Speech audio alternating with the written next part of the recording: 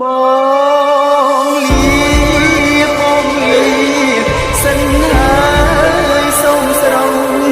ត្រានត្រើយកុំកើតទឹកឡាយណាកែនួនល្អជាតិខ្មែរត្រូវថែឲ្យល្អមកមកមិនអាចប៉ុនបងឆ្លងអន្តធម្មបតៃ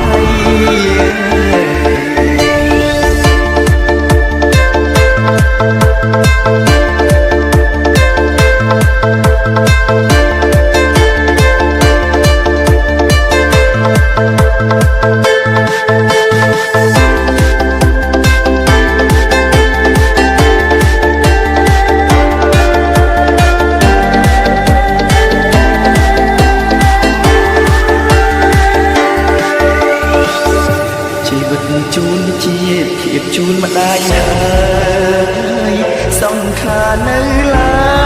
យតស៊ូលំខ្សែពលីជីវិតកាពីទឹកដីដេញខ្មាំងចង់រាយពុនពងប្រហាបើសិនបងស្លាប់